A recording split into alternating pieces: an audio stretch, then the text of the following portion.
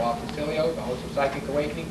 And this lecture is being taped at our Spring 2004 Psychic Fair, and our next lecture is given by Diane. And Diane, what are you going to talk about? Today I'm going to talk about how to open up your own intuition. Take it away, Diane. Okay. Your intuition has been known as a sleeping giant, and the reason why they call it that is because something that you were born with, but most of you have not exercised to open up and use in your daily life.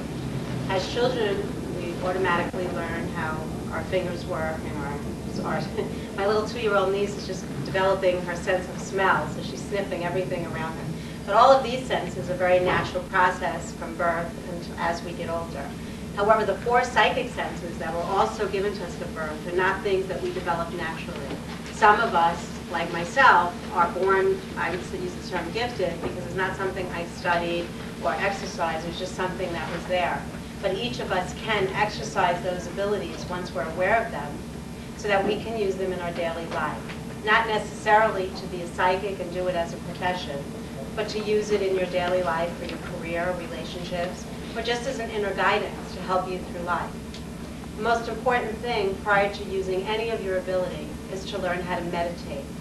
The key to meditation is, or the reason why meditation is important to develop, is because it allows you to tune into your body, teaching you how to relax, and most importantly, open up your mind.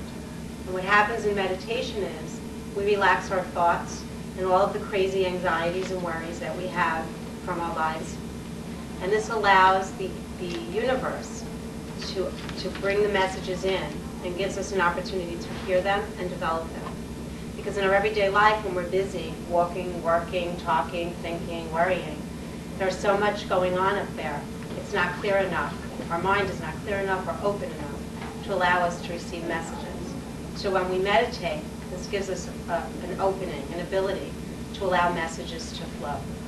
The 4 psychic senses that we have are intuitive knowing, which is where the information flows through the crown chakra, which is in the top of your head. Clairaudient, which is where you hear information above your ear. Clairsentient, which is located in the solar plexus. And clairvoyant, which many of you have heard of, is the 3rd eye. Each individual or each sense has a certain personality form to go with it, which may help you to determine which one you are. Each of us may be strong in 2 of those senses, and you can equate it to a radio station. Sometimes you want to listen to a certain station, but it's not clear. And so you keep tuning until you get a station that allows you to hear music that you want. Same thing with your own senses. You're going to try to tune in to find which sense is strong in you. Learn how to exercise that ability so that you can use it in your life. The first sense that I'm going to talk about is intuitive knowing. People who have intuitive knowing, and as we said, it comes from the crown chakra, are people who are usually quick-witted. People who have quick minds, and is generally the person when you're talking who will say to you, I knew that. Because remember, we're talking about knowing. The problem with intuitive knowing is that the thoughts or messages come very fleeting. Many people will say, oh, my friend's name came through my mind, someone I haven't seen in a while, and all of a sudden they'll run into them or get a phone call. That's an example of intuitive knowing. Also someone who may be driving on a highway and they get a thought very quick to switch a lane. They follow the thought only to realize a few minutes later that they missed having an accident. Like I said, the problem is the thoughts are very quick, they're very fleeting, so they're very hard to differentiate from your own thoughts. The way to develop that is, 1, keep a journal or keep a pad with you. Whenever you have a quick thought that seems different than your everyday thoughts, write it down. And eventually you will see how many of these thoughts start to happen, start to come to fruition, start to be, again, I thought of my friend, she called. Also what you want to do is think up or exercise up. During your meditation, close your eyes and just flow your energy to the top of your crown chakra. So it's almost like exercising a muscle. The other thing that I suggest is to, whenever you're doing this work, is to make sure that you have surrounded yourself with positive light, that you ask that the information comes to you in a positive form, and you allow your ego to be set aside. Because whenever we let our own feelings and thoughts get in the way, then the information we're getting cannot be honest. For example, if I'm reading somebody that I know, I may not want to hear or sense that something is going on in their health, but I have to remove my own feelings so that I can be helpful to them. And that's the same thing for yourself. You may not want to hear some of the messages that you're getting. You may not want to hear, I may go to work today and be fired, or something may be going on with my job. But if your intuition allows you that ability, then maybe following that gut can prepare you so that maybe you would start looking for another job. It so-called gives you a heads up, okay? The next sense that I want to talk about is a psychic feeler. Psychic feeler, as I said, is in the solar plex area. Notice that when somebody feels uncomfortable, right away they'll cross their arms because they're looking to protect that area. The problem with psychic feelers, though, is they can get so sensitive in this area they may feel butterflies or they may feel nauseous. The way to exercise this area is when you're first starting to open up or read. Let's say you wanted to know something about someone you know. You can actually just take their picture and put it over this area, do your breathing. Instead of thinking up, like we suggested with intuitive knowing, you would send the energy down into the center of your abdomen. Or if you want to do it for a friend, to exercise the ability, hold their jewelry. Just place it here. And just allow whatever comes through to come through. It can sound ridiculous to you, but means so much to the person that you're trying to do this for.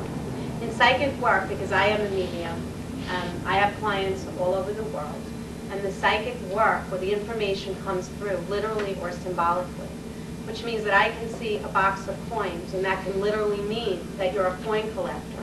If the person is not a coin collector, then symbolically this would mean change is about to come into their life. So you, as you open up, will start to become familiar with your own symbols. What I'm suggesting to you is when the information flows at whatever level that it does flow, just give it out to the person and see if it makes sense to them first. Because if you're putting your ego aside like you should, it shouldn't make sense to you. It has to make sense to them.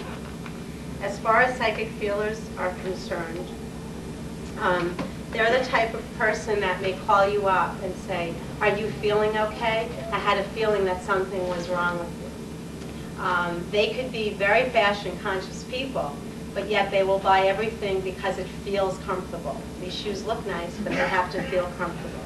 They may walk into someone's home and it just doesn't feel right to them. So they're feelers as opposed to intuitive knowing or knowers. The next sense that I happen to have very strong is clairaudient. Clairaudient is a hearing. Unlike the hearing of I'm talking to you, so you're hearing me from outside in, clairaudient is hearing from inside out. Generally, it's a strong phrase or sentence or word. Matter of fact, in the last lecture I did at the Psychic Club, the phrase I heard was Olive Garden.